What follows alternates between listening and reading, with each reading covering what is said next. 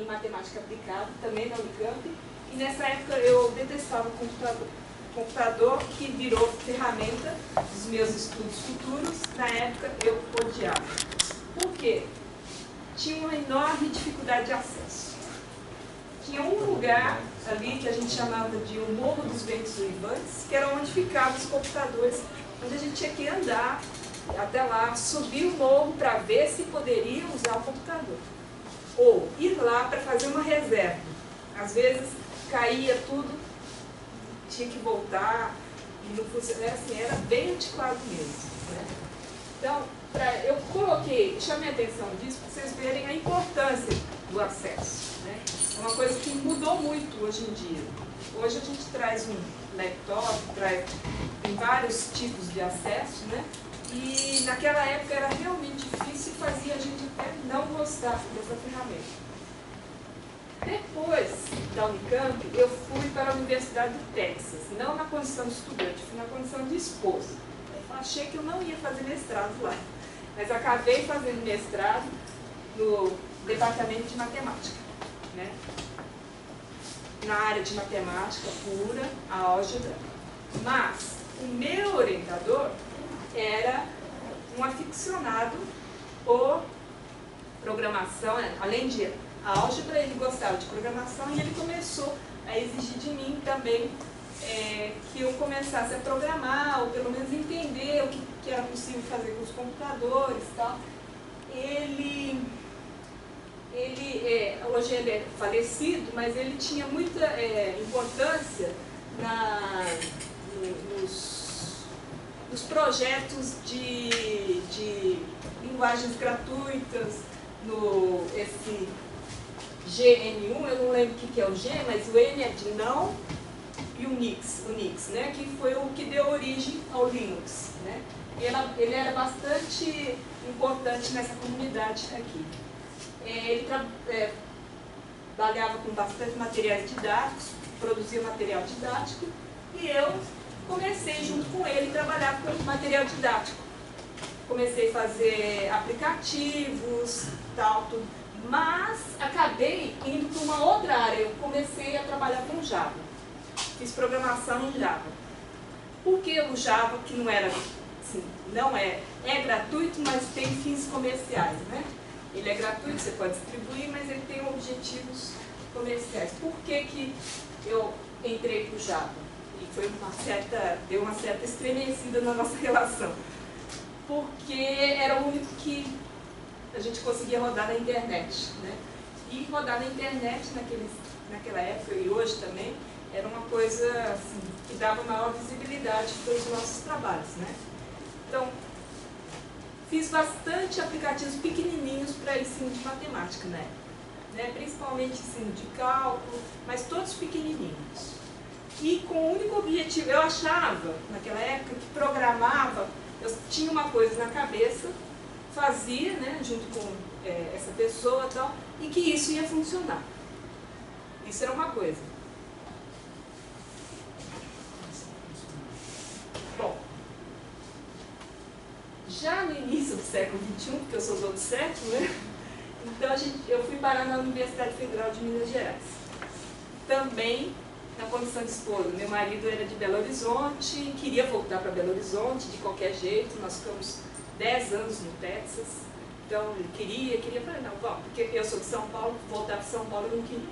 Era um lugar muito, né, grande e tal, para mim não me interessava. Fui para Belo Horizonte e fui parar na UFMG. Fui trabalhar com a Márcia. sem querer, assim, claro que a gente vai. Na época, a Márcia tinha um projeto, né, tinha acabado de ganhar uma verba para um projeto com o uso de novas tecnologias, e ela estava com bolsas de desenvolvimento tecnológico industrial para... E eu não sei se você lembra que o projeto era daqui da UFRJ. Era também, junto com eles. Para eu ser parceira deles lá em Minas Gerais. E você coordenava lá, e eles, daqui, o projeto era daqui, na verdade. Então é isso mesmo. Não lembrava. Então eu fui trabalhar com a Márcia.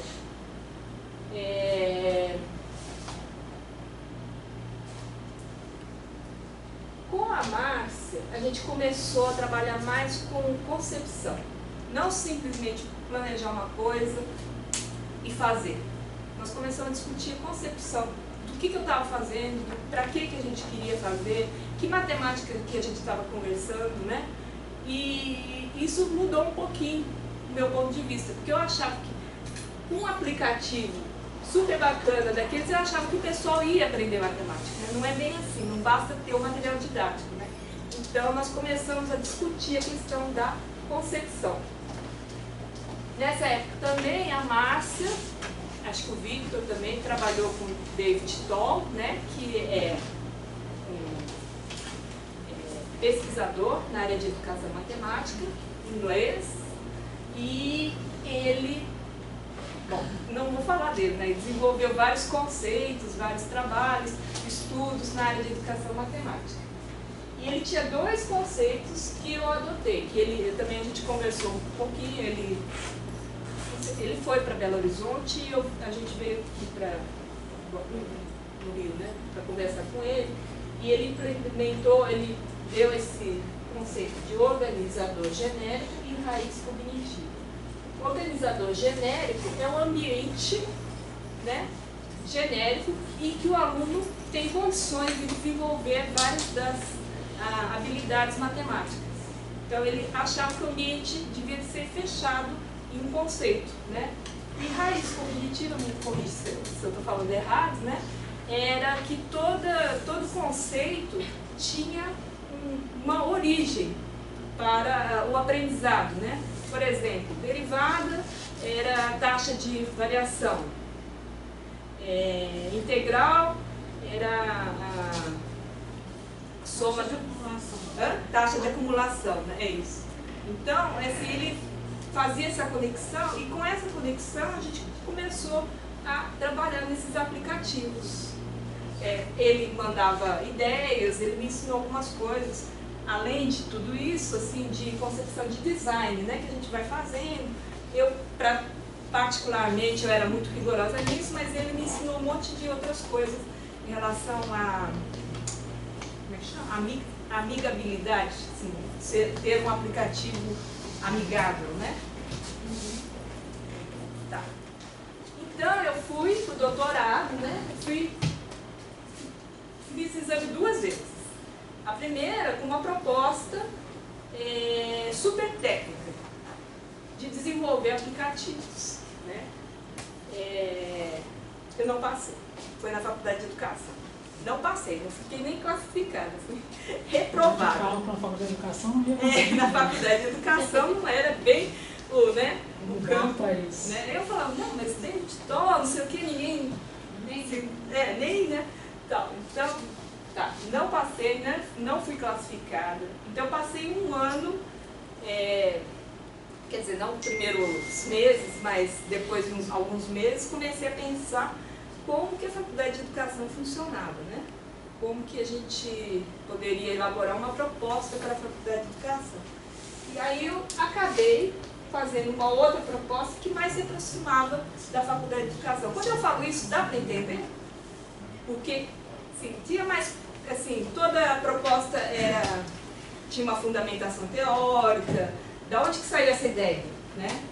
De por que você vai fazer isso? Como você vai fazer isso, né? Justificativa, metodologia.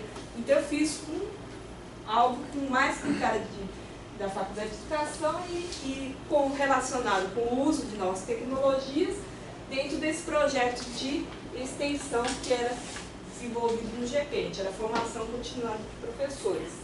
Tá?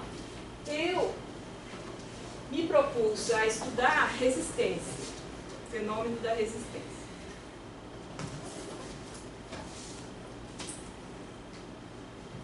Bom, durante esse tempo, a gente desenvolveu uma série de oficinas, o pessoal vinha fazer estudos de texto, planejava oficinas com uso de tecnologia, discutia muito a situação, né, dos professores, a maioria era professor da escola pública, então tem aquela, né,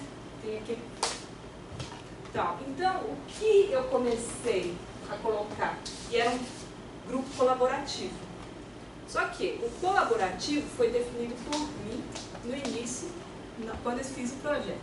Será que eu poderia ter feito essa definição, vai ser colaborativo, sem conquistar os professores? Aí foi colocado em questão a colaboração. Resistência. Como é que eu podia falar de resistência para um grupo de professores que saíam sábados, toda manhã de sábado, ia para o UFMG, às vezes de longe, e pegava 2 ônibus, ia para lá para participar dos grupos, para discutir, planejar oficina, entusiasmadíssimos. Única coisa, o único porém era que eles não implementavam em sala de aula. Não vai ser agora, não vai ser agora, não vai ser agora. E adiando. Então, assim, foi uma coisa... Mas será que isso era resistência? O que será que estava, né, por trás do não fazer, não implementar? Bom, aí eu abandonei essa questão da colaboração e comecei a estudar um outro referencial teórico. Esse referencial teórico, que a Márcia veio dos Estados Unidos, da Inglaterra, trouxe um livro sobre contexto e atividade. Aí fui lá. Na hora que eu cheguei para ela, o livro, eu falei assim, Terezinha, olha, estuda isso aqui. Um livro dessa grossura. Então, bom, aí eu comecei a ler um pouquinho, tá, mas sozinha não ia dar, né? Aí sim foi se formando um grupo colaborativo para estudar a teoria da atividade. Tinha um grupo formado entre os colegas, professores, que existe até hoje, né, para estudar a teoria da atividade. O que é a teoria da atividade? Eu comecei a olhar para os sujeitos em ação, participantes de uma atividade. Não aquela coisa parada, tipo, ele fez, não fez, o que ele fez? Não. Que movimento esses professores estavam fazendo? Bom, essa noção de atividade é um pouco, assim, é difícil de aceitar às vezes, porque é difícil da gente pesquisar a própria atividade, né? O grupo todo, é muito dinâmico, né? Mas, do ponto de vista da teoria da atividade, ela refere-se à atividade humana intencional. É a única coisa teórica que eu trouxe, tá, gente? Que o Vitor falou, bem informal, viu? Bem... Mas eu trouxe um pouquinho só para... atividade é uma forma específica da existência social dos seres humanos, consistindo na mudança intencional da realidade. Ou seja, desde que a gente é gente, né, a gente tem essa intenção de mudar a realidade. Nosso favor, certo? Para a sobrevivência, né? Mudança intencional da realidade natural e social. Encontrar-se as leis da natureza, as leis sociais manifestam-se somente através da atividade humana, que, por sua vez, constrói novas formas e características da realidade. Então, quando a gente participa da atividade humana, a gente acaba mudando a nossa realidade, né? Para o bem e para o mal. Portanto, o material inicial, transformando, portanto, o material inicial em produtos. Toda atividade conduzida por um sujeito inclui metas, meios, processo de modelar o objeto e os resultados. Na realização da atividade, os sujeitos também mudam e desenvolvem a si mesmos. Ou seja, a gente participar de uma atividade. Hoje vocês estão numa atividade, certo? Ou não? Né? Claro, né? Vocês estão prestando atenção, vocês estão anotando. Vocês podem não estar, mas assim, vocês estão aqui, coletivamente, né, com um objetivo, tá certo?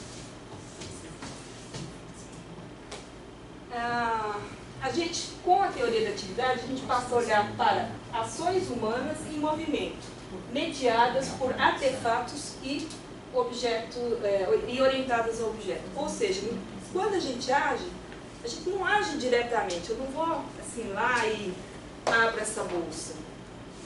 Eu abro essa bolsa com uma intenção e ela é mediada no meio, entre eu e a bolsa, tem alguma coisa medida na teoria da atividade. E essa alguma coisa é meu pensamento, vou abrir a bolsa para ver se encontro alguma coisa, né? Pode ser mediada por alguém que está pedindo. Terezinha, abre essa bolsa, então. Tem uma mediação, sempre tem alguma coisa no meio, não é uma ação direta, né? Então, essa ação muda o sujeito também. A relação entre seres humanos e objetos ao nosso redor é mediada por meios culturais, objetos e ciclos. Então, a relação comigo, com o que está ao meu redor, sempre tem uma mediação, né? Por exemplo, eu falei, gente, eu não vim arrumada para ser filmada, né? Então, isso aí é o quê? Né? É um meio social, não é não? Assim, por que que, né? Essa exigência, né? Então, tem uma mediação.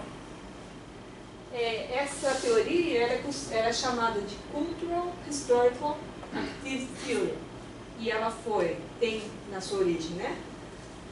Na área da psicologia Vygotsky. Depois tem o Leontief Luria e o Engström, que se auto-intitula, e a gente também assume como um pai da terceira geração dessa teoria, né? Ele chama o Vygotsky de primeira geração, esses dois e mais as pessoas que estudaram com ele de segunda, e ele se auto-intitula de terceira geração. Ele se responsabiliza a terceira geração por trazer as coisas da Rússia, né? Tirar da linguagem também, da língua russa, traduzir para o resto do mundo e ser aplicado em coisas mais contemporâneas. Bom, o que muda quando eu deixo de assumir que é um grupo colaborativo, quando eu olho pelas lentes da TEA, da teoria da atividade? Muda o olhar definitivo, determinista sobre os sujeitos. O sujeito resiste por quê? Ou o sujeito utiliza novas tecnologias por quê? Então não é uma coisa determinista. Ela utiliza, ele não utiliza, porque ele é antiquado, ela é moderna. Não é isso. Não é isso que define o uso de algum recurso, né? Não precisa ser nem novas tecnologias, um recurso didático, né? Ele muda o olhar para a contradição, que segundo a teoria da atividade é força motriz para a mudança. Ou seja, enfrentando uma contradição, né? Tem uma contradição nas nossas atividades? Ou não? Ou ela é isenta de contradições? A gente faz tudo sempre, vai fazendo, não tem nada, não tem nenhum obstáculo. Ela é cheia de contradições, entendeu? Cheia de contradições. Tipo, eu estou aqui, mas eu não queria. Mas eu estou. E estou gostando. É uma contradição? É uma contradição. Foi difícil vir? Foi. Estava, né? 5 horas da tarde, isso é hora de seminário? É uma contradição, mas eu estou aqui. Entendeu? Então, na teoria da atividade, ela vê a contradição não como uma coisa ruim que vai deixar a pessoa fora da atividade, mas como uma coisa que pode gerar movimento. Tá? Vendo para o sujeito em movimento, você passa a perceber que os sujeitos participantes dessa atividade articulam resistência e mudança em uma relação dialética. Ou seja, uma pressupõe a existência da outra. Sim, eu resisto e mudo ao mesmo tempo. A resistência é inata do ser humano e a mudança também. Então, a mudança que vai acontecer em qualquer grupo não vai ser assim uma coisa lisa, sem nenhum problema. Ela vai ser sempre enfrentando alguma contradição. É isso que a gente percebe. Então, assim, tem muita gente que lê a minha tese e fala: a Terezinha falou sobre resistência, falou que o professor resiste. Não, eu não disse isso. Eu disse que há momentos de resistência, né? E que há essa resistência, no caso, enfrentamento dessa contradição e que pode gerar um movimento. Tem pessoas que vencem essa contradição e tem gente que para ali mesmo, né? E esses estudos, e daí eu trago esse cara que é canadense, né? Ele é um teórico da atividade que ele não gosta nem muito tanto do Engels, então ele é de uma outra linha, mas esses estudos fundamentam suas análises na lógica dialética. Passam a ressignificar o papel desempenhado por este fenômeno chamado resistência em uma atividade coletiva de aprendizagem de ciências. Ele é da área de ensino de ciências. Tá? Então ele começa a ver a resistência nessas atividades de ciências. Suas questões englobam a natureza e a função da resistência na estrutura de uma atividade de design. São meninos que estão participando de design de material didático. Vai além no sentido de tentar responder que relação existe entre resistência e produção e reprodução de práticas culturais. Né?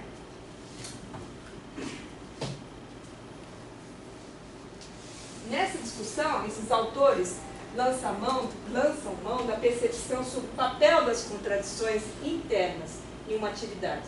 Tensões, conflitos e contradições internas em uma atividade são consideradas possíveis forças propulsoras para a mudança. No entanto, só as contradições também, não vou botar um monte de contradição aqui e vai mudar tudo, né? Só as contradições por si não geram as mudanças. Para os autores, contradições existentes se expressam no mundo das percepções do sujeito em atividade como resistência. Então, as pessoas passam a olhar para essas contradições e elas percebem como uma resistência. Tá? Ou seja, a resistência é percebida subjetivamente. É uma coisa minha, uma coisa sua, né? Na primeira pessoa. Os autores afirmam que contradições levam à mudança porque seres humanos fundamentam, legitimam sua ação na e em relação à resistência.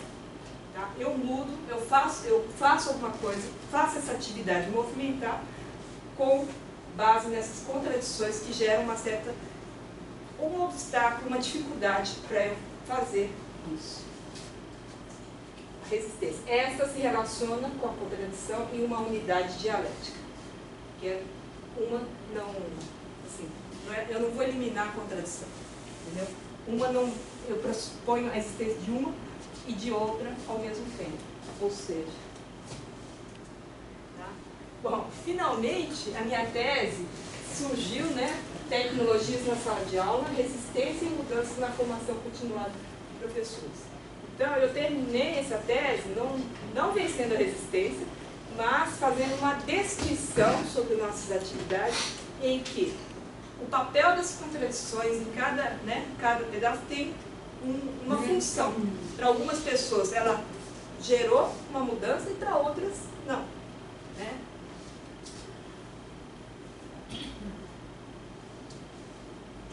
Eu fiz o doutorado e em 2009 eu passei na UFOP e participei do Centro de Educação à Distância e mestrado profissional em Educação Matemática. Em 2011 eu entrei na UFMG. Trabalho lá, né, até hoje, com a graduação na formação de professores, presencial e à distância, formação intercultural de educadores indígenas e promestre, que também é um mestrado profissional. Então, disso tudo aqui surgiu a minha curiosidade por estar no mestrado profissional, eu mesmo ter feito os aplicativos para estudar, né, para ensino de matemática, ver professores lidando com vários aplicativos. Gente, vocês não sabem o que é dificuldade. Hoje em dia vocês têm GeoGebra, que é simples, né? Muito fácil, de graça, super, mas naquela época não era bem assim, entendeu? Não era bem assim, era mais difícil tudo. Então, pensando nisso tudo, e principalmente estando no mestrado profissional, vocês aqui não é mestrado profissional, né? Não. Então, no mestrado profissional tem essa exigência de gerar um produto educacional, né? Alguém ouviu falar disso? Acho que naquele... Aqui também tem um Profmat. Tem um Profmat também. Esse grupo. Tá certo. No mestrado profissional, a discussão muito grande em torno do O que é produto educacional? O que é? Né? Eu posso fazer um aplicativo e pronto, acabei? Posso? Não. Os 2 mestrados que eu participo, não. Eles não permitem, tem que ter dissertação.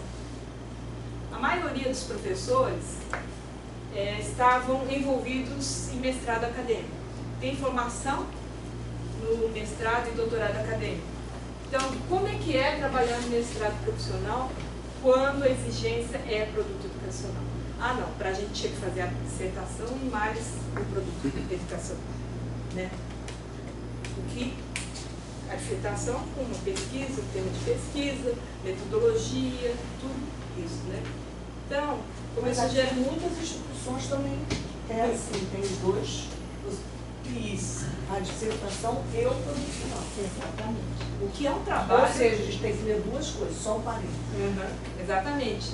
Você vai sendo ensinada a fazer uma pesquisa, participar, produzir uma dissertação. Aí, o que acontecia nesses 2 mestrados? O produto educacional ficava no fim. Tipo, eu vou... Acrescentava no final. Vou juntar tudo e vamos ver o que acontece, né? Então, há muita discussão hoje em dia em relação a isso. O que nós estamos fazendo? Nós estamos no caminho certo? Nós estamos errando, né? Então, nós começamos a discutir e eu comecei a fazer agora, junto com a Márcia, nesse pós-doc, um levantamento, né? Eu quero olhar para a atividade de produzir produtos educacionais. Eu quero olhar para a atividade desses alunos, desses mestrandos que entram no mestrado profissional. Né? Quero olhar para os produtos educacionais. Cada mestrando, em geral, na minha observação, dos meus orientantes, todos que eu dei aula lá no mestrado profissional, entra com um ideal de produto educacional. Eu quero fazer isso.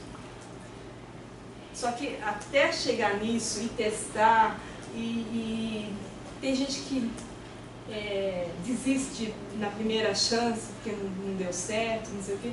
Então eu quero olhar para essa atividade, como eles estão pensando esse produto educacional. Né? É importante, porque eles entram com um ideal, em geral, uma vontade de fazer isso, às vezes muda, muitas vezes muda durante a sua trajetória. Então, eu quero olhar para esses produtos. Dentro do ponto de vista da teoria da atividade, que olhava para toda a atividade, né? É um sujeito imerso numa comunidade, tem regras de atuação, tem uma divisão de trabalho, tal. Eu estou olhando agora para isso. O sujeito produzindo um objeto e mediado por algum artefato. Então, eu estou olhando para que tipo, quero ver se eu consigo, né, observar que tipo de matemática o sujeito tem a intenção, que tipo de ensino de matemática que ele tem a intenção de produzir quando eles projetam um objeto educacional. Né? Daí a leitura das dissertações, olhar para os próprios produtos. Por quê? Porque aí entra a questão da concepção de matemática mesmo. Que matemática nós estamos tentando ensinar? Que matemática nós estamos, os nossos alunos lá, né, no mestrado, eu pretendo inicialmente fazer da UFOP, onde eu trabalhei e orientei, né, e da própria UFMG, na área de educação matemática. Então, tentar olhar para ver que matemática nós estamos produzindo, ensino de matemática nós estamos produzindo ao olhar para esses produtos. Do ponto de vista da teoria da atividade. Seria uma atividade mediada. Então, esse projeto de pós-doc se propôs a fazer isso. Posso dar um palpite? Pode.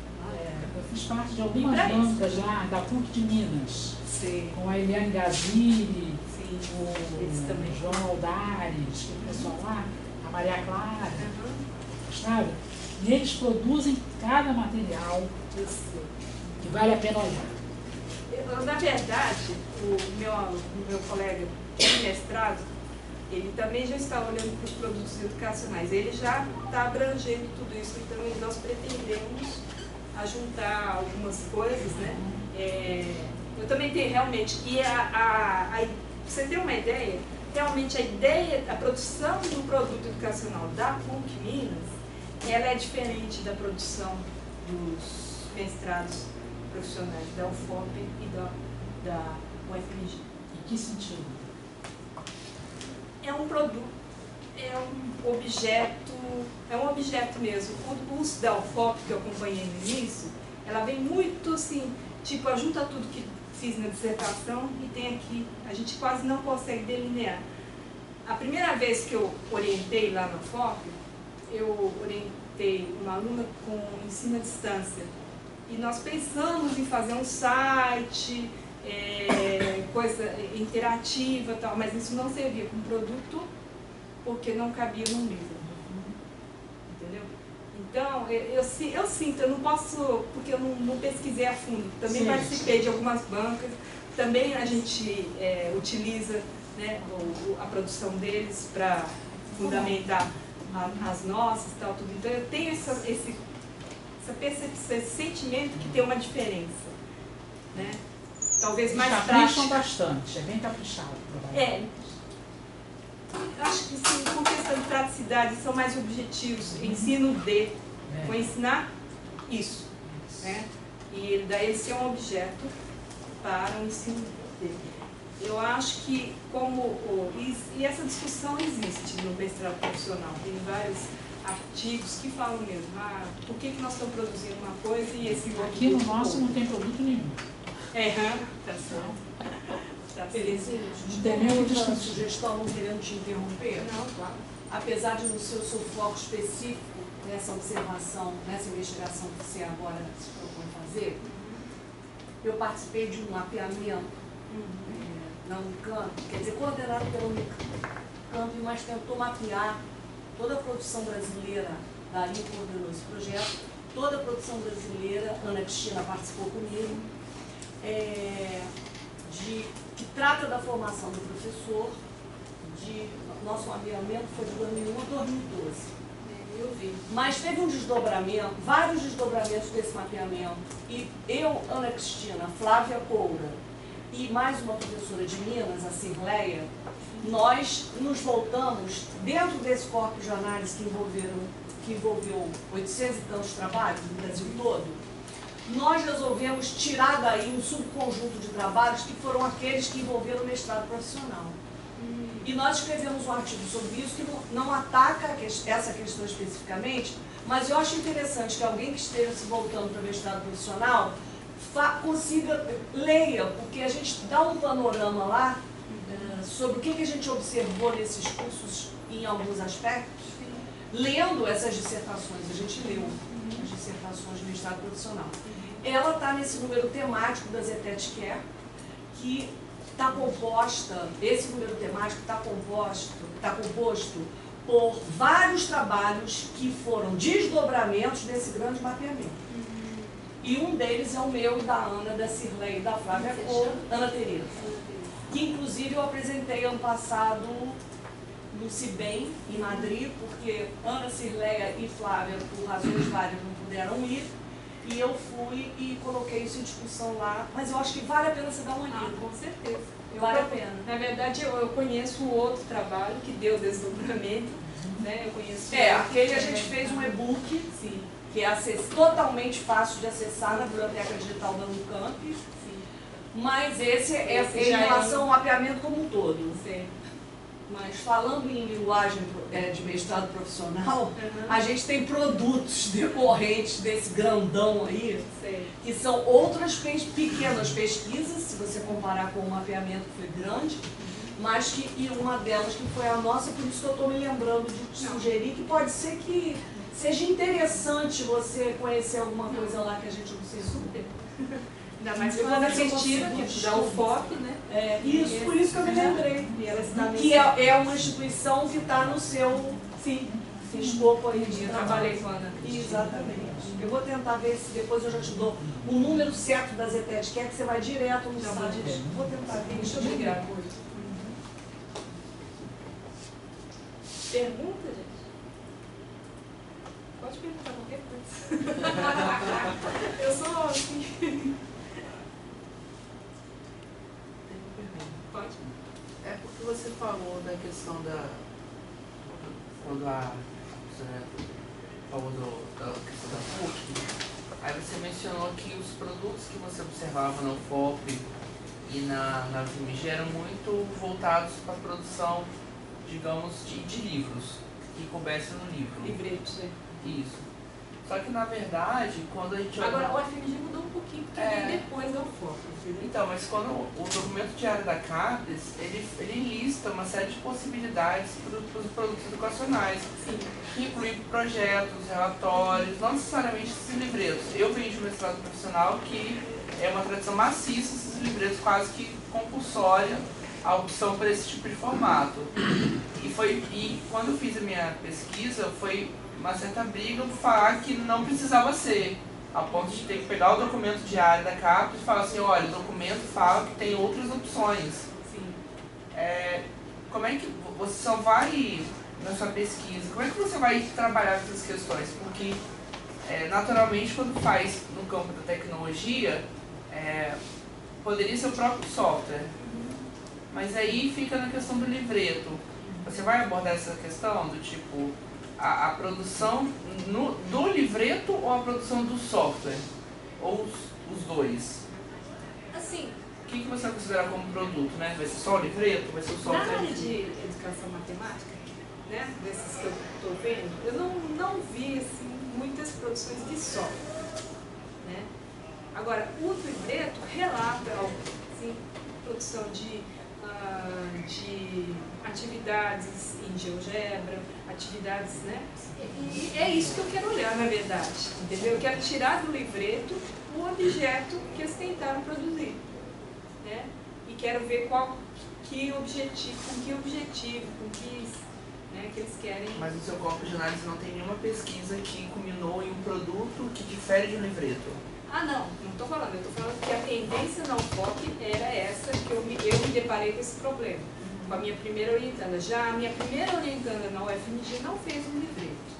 Ela fez um kit de desafios em álgebra, né, de provocações, kit de provocações do pensamento algébrico. Então é uma caixa que você abre, tem várias peças, aí o livro é uma consequência, o livreto é uma consequência que explica jogos, o material, o que você pode fazer, tudo, né? Mas ela fez também uma dissertação.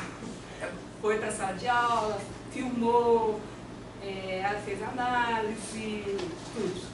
É porque a minha pergunta é justamente nesse sentido, porque quando você tem um caso, igual essa aluna sua, que produziu um produto, a análise sobre o produto fica diferente da análise do livreto, porque você vai ter o gênero escrito, que vai te permitir extrair muito mais informação. E aí eu fiquei com essa dúvida de, por exemplo... O livreto vem junto com... Ela não é separada, porque ela explica o material que tem lá. Sim, então, mas... eu não posso separar, entendeu? Então, mas nesse caso você vai analisar basicamente o livreto. Não, as duas coisas. O material também. Eu não posso tirar... Não posso analisar o material não parece nada. É um conjunto de botões... O material e o livreto não são dissociáveis. Deixa eu fazer outro comentário, que é outro ponto de vista. Alguns mestrados profissionais não exigem ou nem olham para referencial teórico, para uma coisa mais assim, é só aplicação em sala de aula, tem que ser assim e tal. Eu, a primeira vez que eu fui participar de uma banca, de um Prof. Mate lá na UF, eu logo falei, cadê o referencial teórico? Aí tinha uma professora na banca, que era, acho que da PUC, falou para mim, não tem que procurar isso aqui não, aqui não tem nada disso. Eu falei, bom, então, vou me retirar, né, vou me recolher a minha insignificância e vou analisar só o produto. Entendeu? Porque foi só isso que o rapaz fez. Era muito interessante, era geometria, embalagens e tal, mas era só atividade, não tinha nada com cara de dissertação. É porque não é consensual. Por exemplo, eu fiz parte, a maior coincidência, eu não estava aqui na quarta-feira passada, nem sei se teve seminário. Eu estava numa banca de mestrado profissional. Foi a Bebel, eu estava numa banca de mestrado profissional da UERJ. Aquele do CAP UERJ. Sei. Do Ilídio, do Francisco. Sei. Bom, então, a menina fez uma boa dissertação, um quadro teórico interessante, E o produto final dela foi a criação de uma wiki, Wikipedia, e de um blog também. E ela defendeu a seguinte ideia: a importância da existência disso dentro do Colégio Pedro II, que ela é professora do Colégio Pedro II, como um espaço de formação contínua de professores, pela possibilidade até de alteração que a própria Wiki possibilita, de você pegar, por exemplo, o planejamento de um docente, recriar e fazer dele um planejamento seu. Então, o que ela apresentou? Mas eu fiquei também meio preocupada.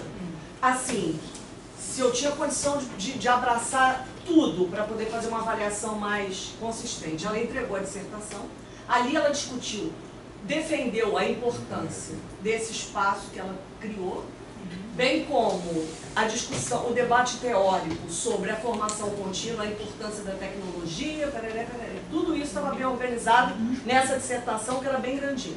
Depois vinha um outro material escrito, onde ela explicava toda a metodologia da criação do blog, da Wiki, a reação dos professores, como é que isso se deu, quais foram os primeiros trabalhos postados, qual foi o debate, etc.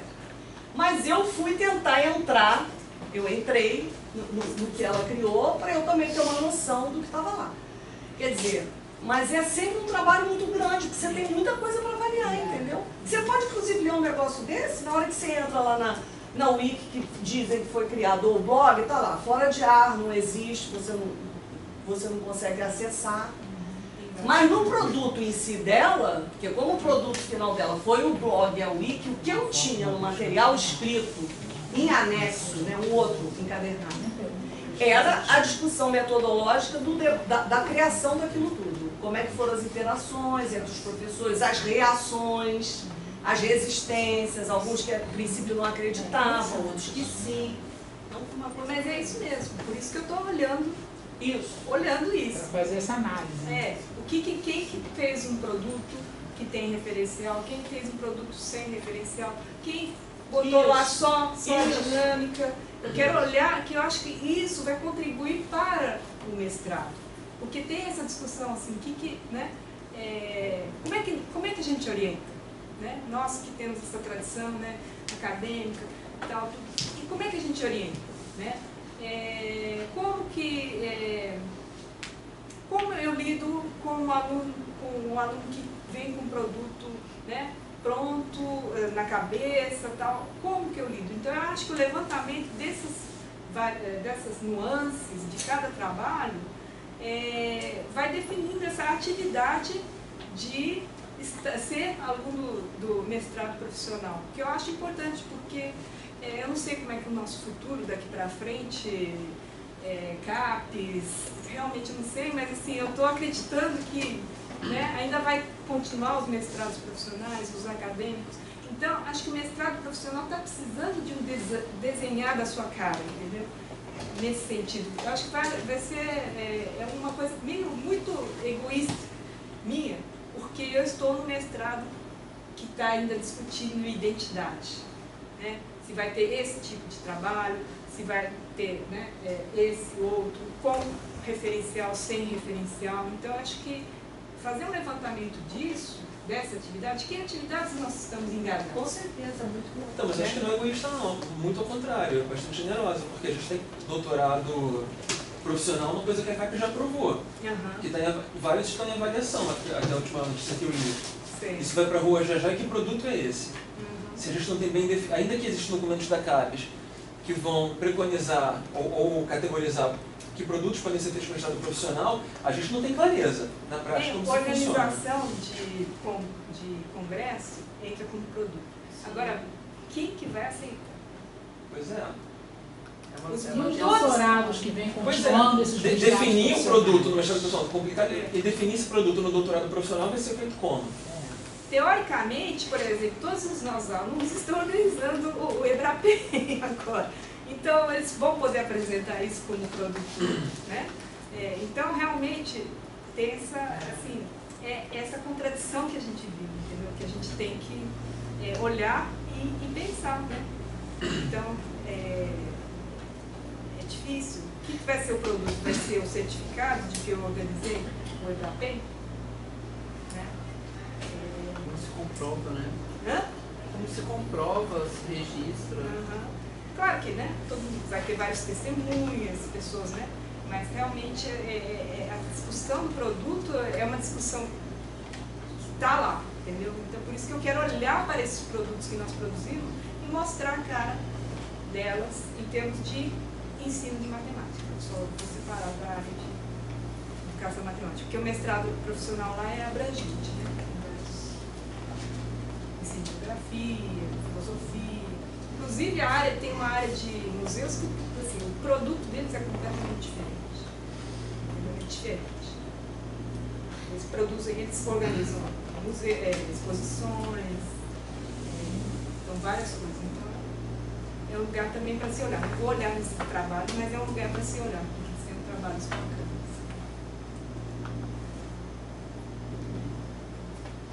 Eu tentei produzir um software, mas não me deixou.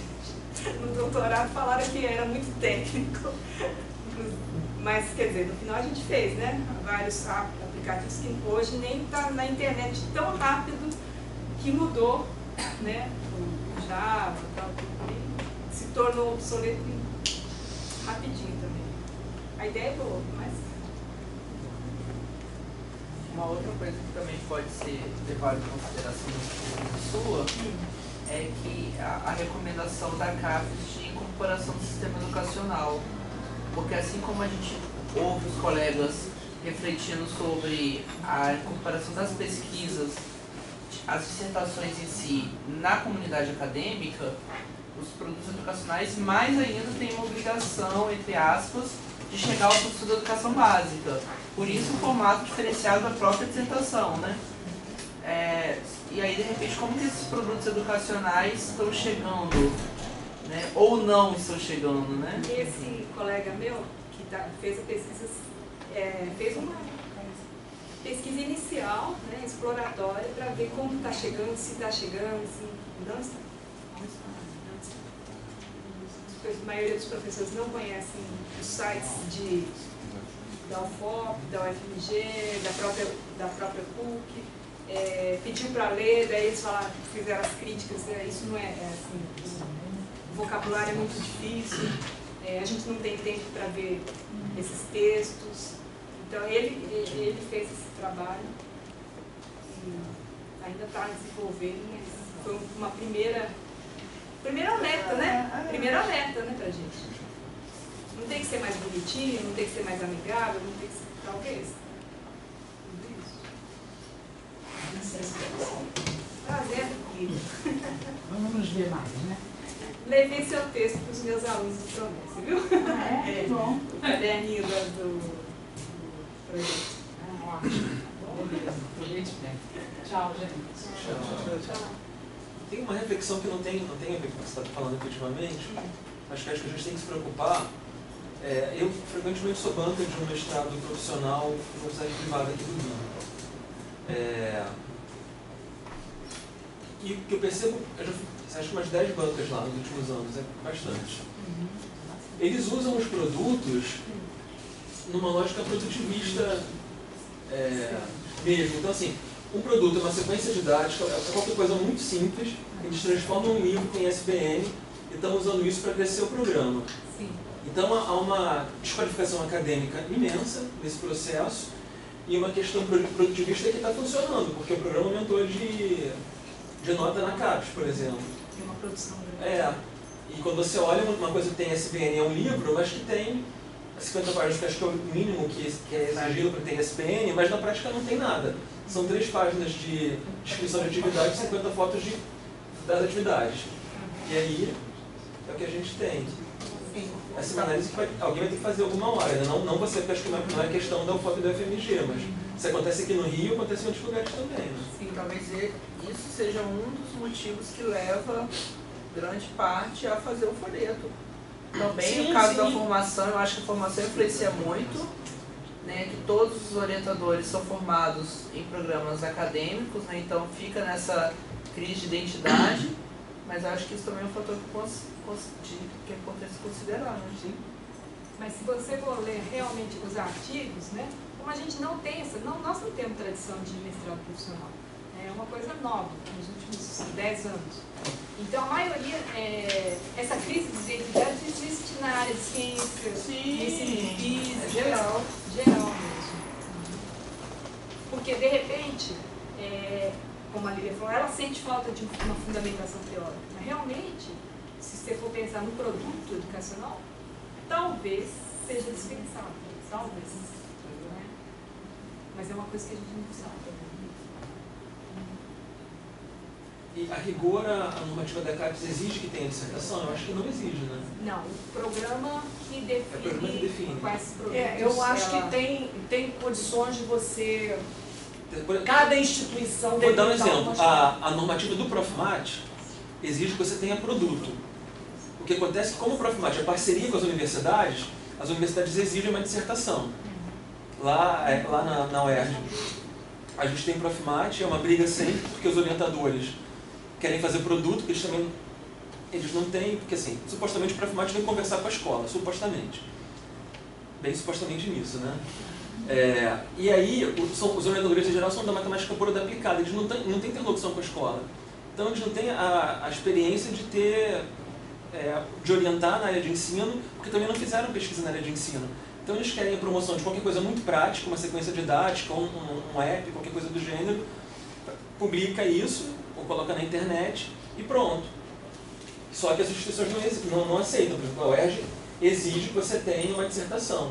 E eles vão na mão contrária. Então a gente faz só dissertação, não faz produto nenhum.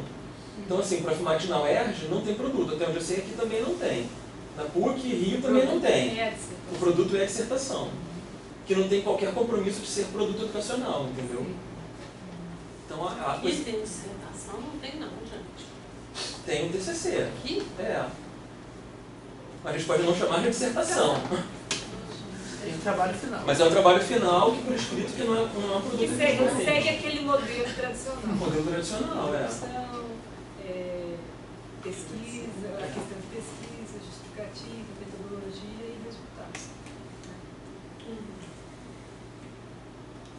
Agora, por exemplo, essa banca última, eu já fiz parte de outros, essa última banca de semana passada, que está muito fresca aqui na minha cabeça, que tem pouco tempo, teve inclusive uma metodologia de pesquisa cuidadosa. Ela fez entrevista com os professores do Colégio Pedro II, no sentido de conhecer previamente as concepções deles acerca dessa disponibilidade. Alguns, aí é interessante a análise que ela faz, alguns entram logo com aquele entendimento, aí mais um trabalho para a gente. Tem que postar coisa para poder estender o nosso trabalho, o nosso planejamento, para que todos compartilhem, melhorem, discutam, etc. Então ela teve bastante cuidado com essa parte da metodologia. Ela fez isso lá bem feito. Mas teve as duas coisas, né? Mas realmente não é consensual e não funciona da mesma forma em todas as instituições. Até porque foi feito mesmo para ser muito solto, né?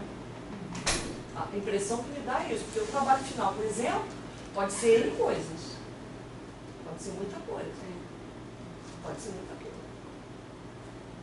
E aí fica à mercê de cada instituição, que eu acho que organiza da maneira como concebe, né? O seu estado profissional. E aí a coisa fica realmente diferenciada.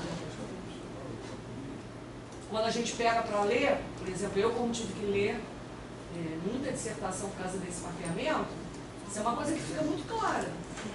O diferente nível de aprofundamento, o comprometimento com a parte metodológica, isso tudo é muito diferenciado. Né? É bem diferenciado. Não sei como é que, de fato, tem muitas críticas, né? Tem a crítica da parte de muitos de que o mestrado profissional é um aligeramento. Alguns interpretam dessa forma, que a marca dele é ser alguma coisa aligeirada. Não é sempre, você também tem bons trabalhos, muito bons trabalhos de mestrado profissional. Muito bons trabalhos. Eu já fiz parte de banca em que os trabalhos tinham uma qualidade. Às vezes você tem pesquisa acadêmica que não tem aquela qualidade, que não tem o comprometimento com o produto final, não é profissional, mas às vezes é inconsistente em relação a vários aspectos. Então a gente também não pode ser radical e achar sempre que uma pesquisa acadêmica é mais profunda e mais consistente do que a profissional, porque isso não é verdade. Não, inclusive eu acho que está tendo uma aproximação, Com certeza. né, entre as, né, principalmente porque o mestrado atualmente é mestrado, né? Isso. Profissional ou acadêmico, ele é mestrado. Sim, não, seguro. Então, o que acontece? Por exemplo, muitos dos mestrandos que eu orientei, assim, dei aula na UFOP, entraram no doutorado acadêmico da UFMG tranquilamente, entendeu? Então, está tendo uma aproximação, inclusive nos projetos de pesquisa, você percebe uma aproximação de uma coisa mais prática, de levar um objeto para verificar em sala de aula, vai ter mais fundamentação, vai ter mais... Mas eu estou sentindo uma aproximação das duas. Pelo menos aonde eu estou, né? Onde eu estou vendo. Né? Não vou falar das outras que eu não conheço. Eu acho desafiador pensar nesse produto final, entendeu? O que seria isso? Com certeza é. Porque, assim, o que seria isso e o que esse mestrado deveria fazer?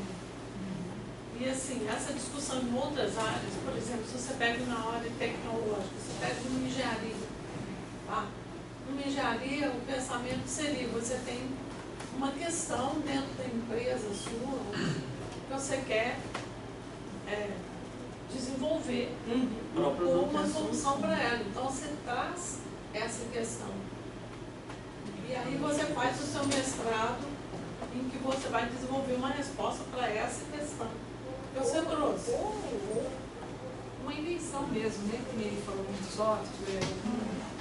Realmente nas áreas, elas mudam, né? Na medicina mesmo. Hoje existe um evento próprio para produtos educacionais da área de ensino. Tem revista só para isso na área de ensino? Existe congresso, acho que Congresso Brasileiro de Produtos Educacionais da área de ensino. É mesmo? Foi a última edição foi até na Bahia. Mas assim, o que seria isso, você está entendendo? Pensar isso bem? O que é produto educacional? É porque a gente tem encontros com vários mestrados profissionais, então, e sempre essa discussão vem à tona. O que é o produto profissional? Como é que nós estamos desenvolvendo na nossa instituição? O que os alunos estão achando? Então, tem essa discussão. Teve uma, agora no Sudeste, lá em BH, também, uma discussão. O Marco Antônio Moreira xingou todo mundo, vocês não sabem nada sobre produto educacional. Não tem metodologia, não tem metodologia, não tem nada disso. É produto. É a concepção dele, né? Mas ele é o fundador do mestrado, ele é o fundador do mestrado profissional. Ele que os coordenou primeiros a equipe. mestrados profissionais. Mas ele não pensou na atividade. Não. Que muda. Mas é muita concepção individual, porque o Francisco Matos, de quem a Ana Teresa falou há pouco, fez parte desses comitês todos que formalizaram na CAPES. Eu tive uma banca recente com ele no Pedro II, em que ele defendeu o contrário. A pesquisa era frágil nessa metodologia e ele bateu muito na menina, na mestrando por causa disso. Então, bota os dois para brincar. Sim, não deve ter sido à toa que o dele, ele como orientador, que eu fiz parte da banca, estava muito cuidado. Pois é. Foi uma coisa, assim, bem feita. Tinha até questões, mas assim, não por conta de seu trabalho profissional. As críticas, pelo menos, que eu fiz, foram questões que eu faria mesmo se tivesse sido um trabalho acadêmico. Não é nada que tenha sido... Acho que ainda a questão é essa coisa da identidade mesmo, do que é produto educacional, no mestrado, quando já tem doutorado profissional aprovado pela CAPES e a gente não tem nem interesse. E essa coisa é um do mestrado. Isso é uma doideira. Pois é. Eu acho. E fica confuso na hora de compor banca, porque de repente esses alunos estão num lugar de ter sido dado uma resposta muito satisfatória ao que o seu orientador cobrou e exigiu.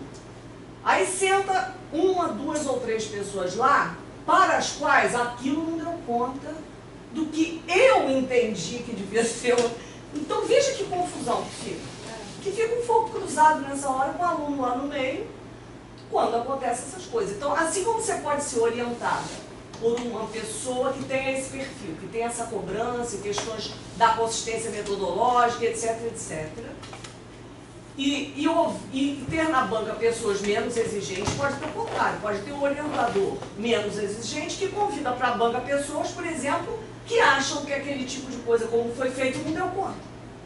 Isso não é simples. Não é simples para um aluno que está defendendo um trabalho, né? Mas o que a gente vê é isso, que os entendimentos são muito diferenciados. Muito. É isso. Ótimo. Terezinha, eu já mandei o link do artigo, tá? Ah, tá ótimo. E você... acho que ele tem o seguinte título, só para você se achar, mas eu acho que não vai ter problema, não. O título é O Professor que Ensina Matemática nos Mestrados Profissionais Brasileiros entre 2001 e 2012. É de alguma forma, qual é o lugar, o que é muito curioso o que a gente vê. Ele é sujeito e é pesquisador. Em geral, ele é um professor da escola básica e pesquisa colegas da escola básica, propostas escolares, etc, etc. Então, tem algumas coisas que eu acho que são interessantes que a gente observou quando a gente analisou, que eu acho que pode ajudar. Muito obrigada. Nada.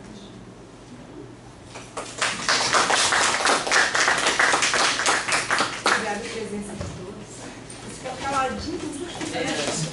Sim. Porque mestrado profissional a gente fica preocupado com o que a gente vai falar.